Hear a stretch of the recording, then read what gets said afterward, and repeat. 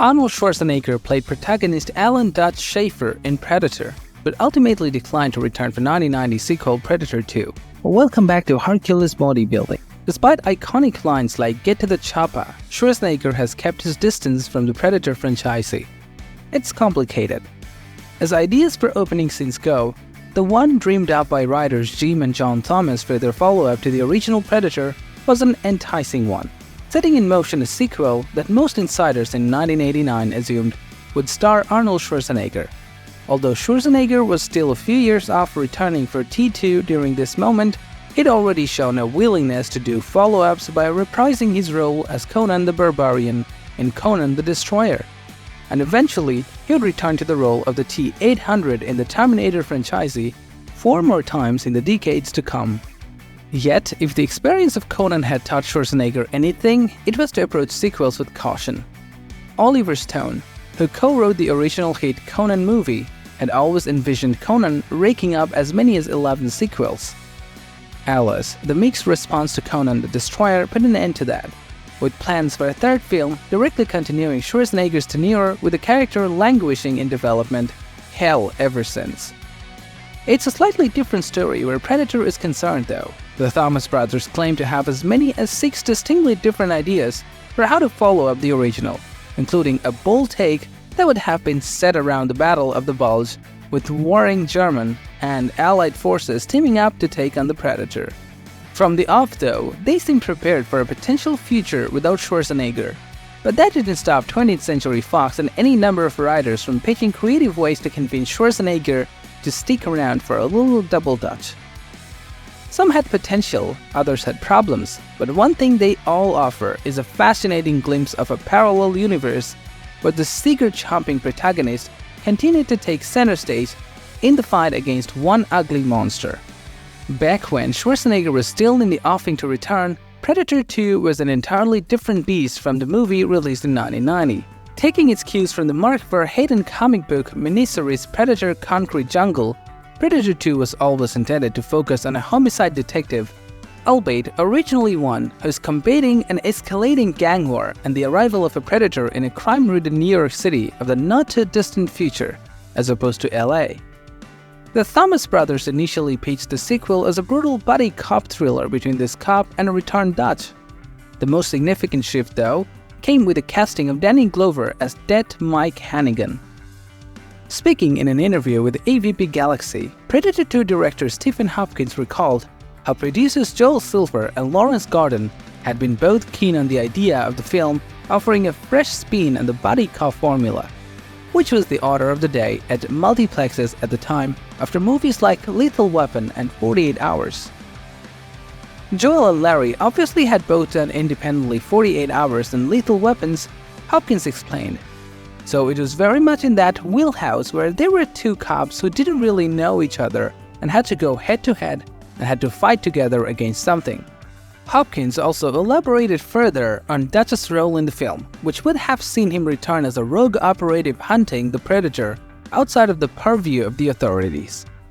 He'd have been the guy who wouldn't have been telling the cops what was going on, but trying to use the police force to get him into a position to deal with the creature, Hopkins said.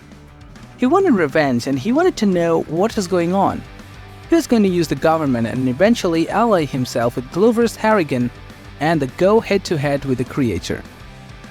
Hopkins even went as far as detailing to Scream magazine how Dutch would have been reintroduced. The opening scene of the film was supposed to be these guys playing golf on a golf course and a helicopter lands, and there's a guy with white hair golfing and they come and say, "He's back," and Arnold turns around, he's got white hair and a scar across his face. Ultimately, however, Schwarzenegger turned down the film, prompting a series of rewrites that saw Gary Busey's character, Special Agent Peter Keyes, play a more prominent role. Reports over why Arnie said "Hasta la vista baby" are conflicting.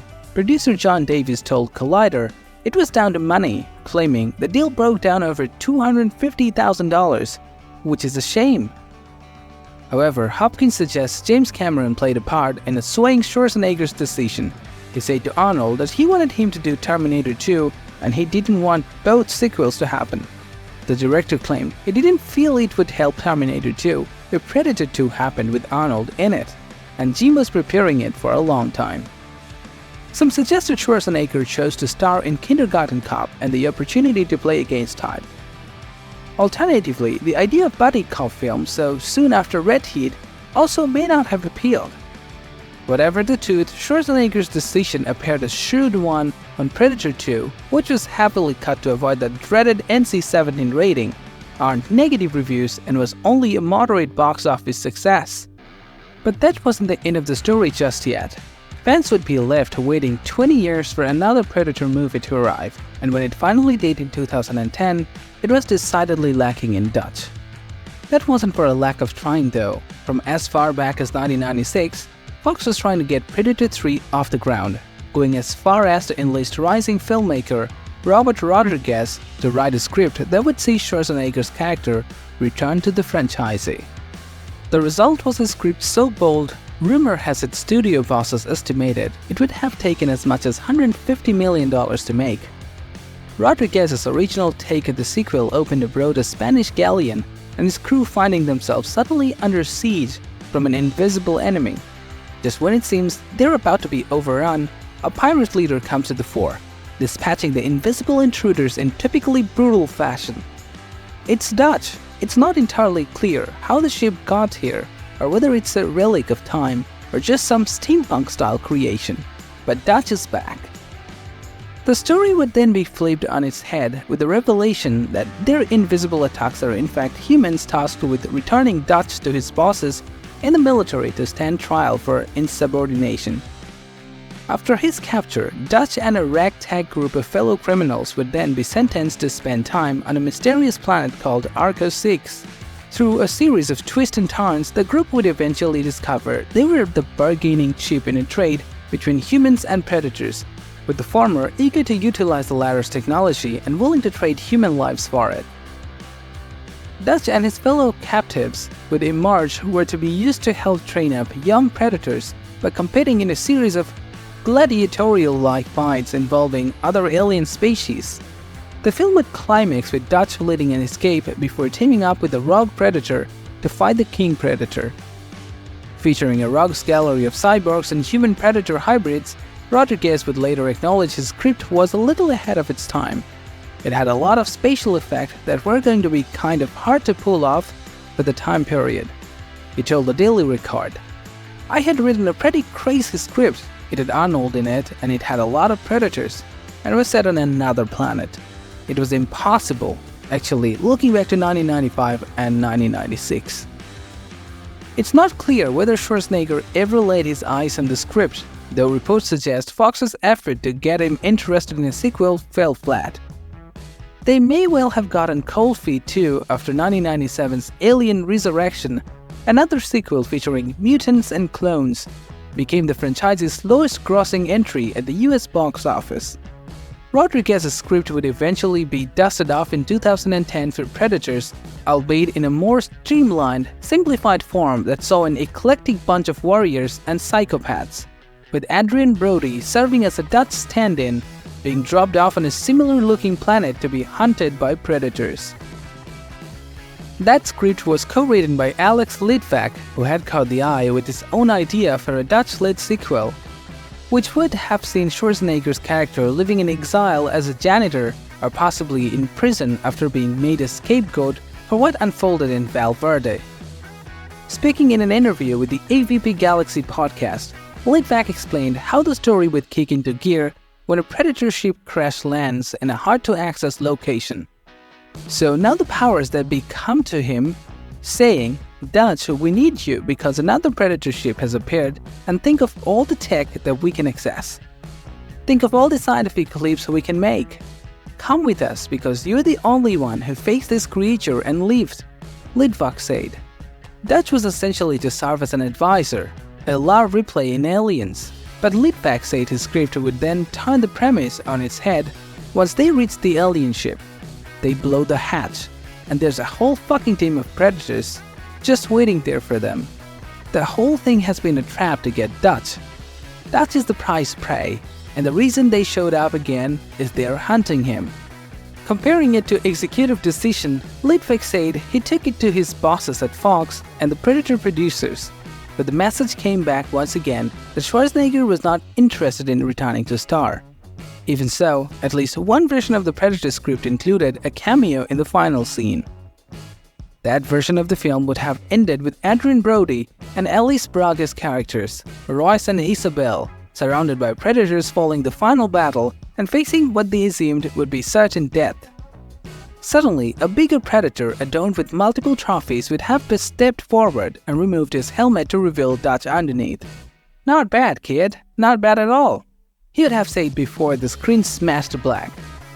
So why did it never happen? The simple answer was that by then Schwarzenegger was governor of California. That certainly chimes with the claims of Alien vs. Predator director Paul W.S. Anderson, who revealed Schwarzenegger had been set to appear in the crossover movie, but those plans were scrapped after he was elected governor. Despite all of this, there would be one more throw of the dice to come. When Shane Black signed up to write and direct The Predator in 2014, fans understandably jumped for joy, not least at the realization it could finally mean the return of Schwarzenegger. It made perfect sense. Not only had Black starred alongside Arnie in the original, it also worked as a script doctor, punching up lines on the set with Schwarzenegger and 1993's Last Action Hero. With work on The Predator underway, Schwarzenegger met Black over lunch to discuss his involvement. Yet anyone hoping for Dutch delight was soon left disappointed when Schwarzenegger confirmed he would not participate. "They asked me and I read it, and I didn't like it. Whatever they offered," he told Yahoo Movies. "So I'm not going to do that.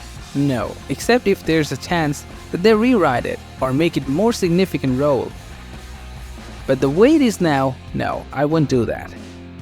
Though details are unconfirmed, script pages leaked online which suggested the part would have amounted to little more than a cameo in the final scene of the film, unless a sequel was greenlit. In an interview with MoviePhone, writer Fred Decker explained what we had written was a cameo that would have springboarded into a major role in any sequel. He decided it wasn't enough a role, and nobody was willing to put money on the possibility of a sequel. According to Decker, Dutch would have appeared in the final few seconds of the film, telling the survivors, "Come with me if you want to leave," before the screen cut to black, likening it to Mark Hamill's brief appearance in the final seconds of Star Wars: The Force Awakens. Black and Decker failed to heed Schwarzenegger's warnings, with the resulting disjointed, Dutch-less entry disappointing fans and financiers alike. The film's failure, coupled with the subsequent success of Prey, which took an approach more in line with Thomas Brothers' alternative vision for the franchise, suggests we may never get another dose of Schwarzenegger ordering someone to get to the chopper, but that's not necessarily a bad thing. Prior to Prey, Schwarzenegger had made no secret of his disdain for the sequels, telling a Q&A audience in 2015. "So far, no Predator, no matter which one they did after the first one has come out, has been satisfactory to the audience." In that sense, Schwarzenegger may be better served preserving the legacy of his one and only entry in the franchise, having already seen the impact of his turn as the T-800 in the Terminator watered down by one too many sequels. But as long as Predator movies like Prey continue to have characters declaring, "If it bleeds, we can kill it," the specter of Schwarzenegger's Dutch is likely to linger a little longer.